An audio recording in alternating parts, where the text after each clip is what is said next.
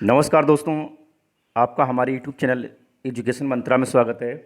और दोस्तों, आज हम लोग सीटेट यानी कि केंद्रीय शिक्षक पात्रता परीक्षा 2020 से संबंधित बाल विकास एवं शिक्षा शास्त्र के अंतर्गत महत्वपूर्ण प्रश्नों का अध्ययन करेंगे। और दोस्तों, ये सारे प्रश्न सिलेक्टेड हैं, सीटेट में बार बार रिपीट हुए हैं ये। तो प्लीज़, अगर आपने अभी हमारे यूट्यूब चैनल को सब्सक्राइब नहीं किया है तो प्लीज़ इसको सब्सक्राइब कर लीजिए, इससे आपको ऐसे ही वीडियो आपको मिलते रहें। तो चलते हैं दोस्तों पहले प्रश्न की ओर। और पहला प्रश्न है दोस्तों, लेव बाइगोत्सी के अनुसार संज्ञानात्मक विकास का मूल कारण है। तो उसका पहला ऑप्शन है सामाजिक अन्योन्क्रिया, दूसरा है मानसिक प्रारूपों स्कीमा का समायोजन, तीसरा है उद्दीपन अनुक्रिया, चौथा है संतुलन। तो दोस्तों, लेव बाइगोत्सी के अनुसार संज्ञानात्मक विकास का मूल कारण सामाजिक अन्योन्क्रिया है। इनका मानना है कि बालक के संज्ञानात्मक विकास में समाज एवं सांस्कृतिक संबंधों के बीच संवाद का एक महत्वपूर्ण आयाम है। यह बालकों में ज्ञान का निर्माण करते हैं। तो दोस्तों, हमारा राइट आंसर क्या हो जाएगा? ऑप्शन एक, सामाजिक अन्योन्क्रिया। नेक्स्ट देखते हैं दोस्तों। नेक्स्ट प्रश्न दोस्तों है लिंग है। तो पहला ऑप्शन है शारीरिक संरचना, दूसरा है सहज गुण, तीसरा है सामाजिक संरचना, चौथा है जैविक सत्ता। तो दोस्तों, लिंग जो है वो एक सामाजिक संरचना है और इसके अंतर्गत समाज में स्त्री और पुरुष आदि का निर्धारण किया जाता है। तो यहाँ पे हमारा ऑप्शन से हो जाएगा ऑप्शन नंबर 3, सामाजिक संरचना। नेक्स्ट प्रश्न है दोस्तों, आकलन उद्देश्यपूर्ण होता है यदि इससे विद्यार्थियों और शिक्षकों को पुष्टि फीडबैक प्राप्त हो। दूसरा ऑप्शन है ये केवल एक बार वर्ष के अंत में हो। तीसरा है विद्यार्थियों की उपलब्धियों में अंतर करने के लिए तुलनात्मक मूल्यांकन किया जाए। चौथा है इससे विद्यार्थियों में भय और तनाव का संचार हो। तो दोस्तों, हमारा जो सही ऑप्शन है वो है ऑप्शन एक, आकलन उद्देश्यपूर्ण तभी होता है जब इसमें विद्यार्थियों और शिक्षकों को प्रतिपुष्टि यानी कि फीडबैक प्राप्त होता है। तो यहाँ पे हमारा ऑप्शन से हो जाएगा ऑप्शन एक, इससे विद्यार्थियों और शिक्षकों को प्रतिपुष्टि फीडबैक प्राप्त हो। नेक्स्ट देखते हैं दोस्तों। नेक्स्ट है राष्ट्रीय पाठ्यचर्या की रूपरेखा NCF 2005 के अनुसार शिक्षक की भूमिका है। तो दोस्तों, यहाँ पे ऑप्शन रखे हैं, पहला है अधिनायक की, दूसरा है सत्तावादी, तीसरा है सुविधादाता और पांचवा है प्रगतिवादी। तो दोस्तों, यहाँ पे जो हमारा सही ऑप्शन है वो है ऑप्शन 3 यानी कि सुविधादाता। ऑप्शन 4 बिल्कुल सही है।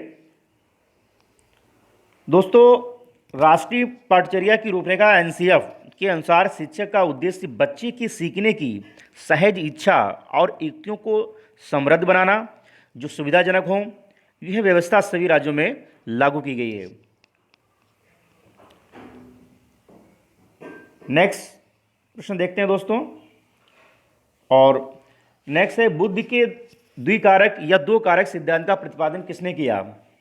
तो काफ़ी महत्वपूर्ण प्रश्न है दोस्तों, बार बार पूछा भी गया है एग्जाम में, कई बार पूछा गया यूपी टेट के एग्जाम में, सीटेट के एग्जाम में। तो ऑप्शन दोस्तों है थॉर्नडाइक, दूसरा है स्पीयरमैन, तीसरा है कोहलर, चौथा है आलपोर्ट। तो दोस्तों, बुद्धि के द्विकारक सिद्धांत का प्रतिपादन स्पीयरमैन के द्वारा किया गया है और इनके अनुसार बुद्धि के दो कारक होते हैं, सामान्य मानसिक योग्यता यानी कि जनरल फैक्टर यानी कि जी फैक्टर। तो जी और यस ये दो फैक्टर होते हैं, जनरल फैक्टर और यस फैक्टर। जनरल फैक्टर जिसको हम बोलते हैं सामान्य मानसिक योग्यता और दूसरा जो एस फैक्टर है उसको बोलते हैं विशिष्ट मानसिक योग्यता। और दोस्तों, जिस व्यक्ति की जितनी अधिक सामान्य योग्यता होगी वह उतना ही तेज होगा, उतना ही बुद्धिमान होगा। तो यहाँ पे हमारा ऑप्शन सही क्या हो जाएगा दोस्तों? स्पीयरमैन। ऑप्शन 2 बिल्कुल सही है। नेक्स्ट देखते हैं दोस्तों। क्रिया प्रसूत अनुबंधन सिद्धांत का प्रतिपादन किसने किया? काफ़ी महत्वपूर्ण प्रश्न है, ये भी पूछा गया है बार बार एग्जाम में। इसके ऑप्शन दे रखे हैं हल, दूसरा है हैगार्टी, तीसरा है रॉस, चौथा है बीएफ स्किनर। तो दोस्तों, क्रिया प्रसूत अनुबंधन सिद्धांत का प्रतिपादन प्रसिद्ध मनोवैज्ञानिक बीएफ स्किनर ने एक चूहे पर इसका प्रयोग किया था, जिसे स्किनर बॉक्स भी कहा जाता है।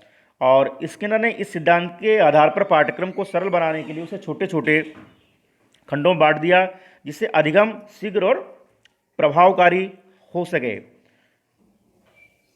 तो यहाँ पे हमारा जो ऑप्शन सही हो जाएगा वो हो जाएगा ऑप्शन 4, यानी कि वीएफ स्किनर बिल्कुल सही है।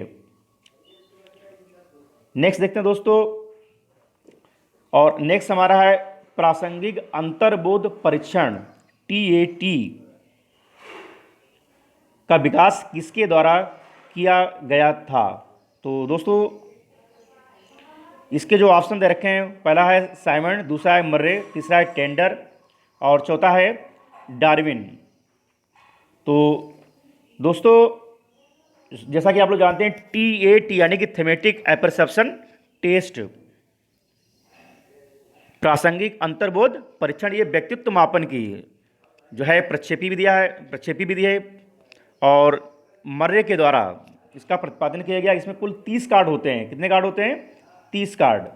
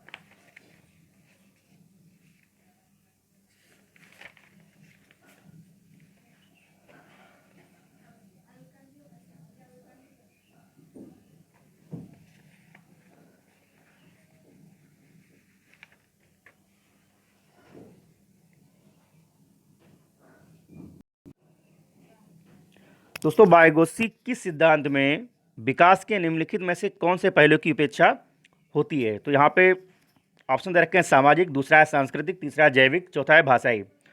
तो दोस्तों, वाइगोत्स्की ने अपने सिद्धांत में विकास के जैविक पहलू की उपेक्षा की है। इन्होंने बालक के विकास में सामाजिक कारकों, सांस्कृतिक कारकों तथा भाषा को महत्वपूर्ण माना है, इसलिए इनके सिद्धांत को सामाजिक सांस्कृतिक सिद्धांत भी कहा जाता है।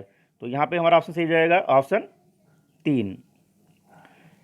नेक्स्ट देखते हैं दोस्तों, और नेक्स्ट है सभी के लिए विद्यालयों में सभी की शिक्षा निम्नलिखित में से किसके लिए प्रचार वाक्य हो सकता है? तो पहला ऑप्शन है समावेशी शिक्षा, दूसरा है विशिष्ट शिक्षा, तीसरा है योगात्मक शिक्षा, चौथा है पृथक शिक्षा।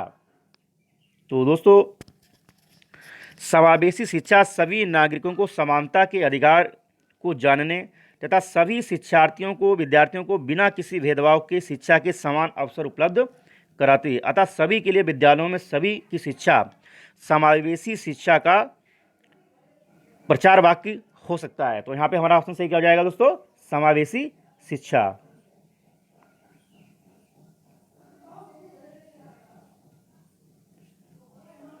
नेक्स्ट है दोस्तों, शब्दों में अक्षरों के क्रम को पढ़ने में कठिनाई का अनुभव करना और अक्सर स्मृति का ह्रास से संबंधित है। तो यहाँ पे ऑप्शन है डिसलेक्सिया, दूसरा है डिस्ग्राफिया, तीसरा है डिसकैल्कुलिया, चौथा डिसप्रेक्सिया। तो दोस्तों, डिसलेक्सिया एक ऐसा रोग है जिससे ग्रसित बालक शब्दों के अक्षरों को क्रम के पढ़ने में कठिनाई का अनुभव करता है। तो यहाँ पे हमारा ऑप्शन सही हो जाएगा। तो दोस्तों, यहाँ पे हमारा ऑप्शन सही हो जाएगा डिसलेक्सिया।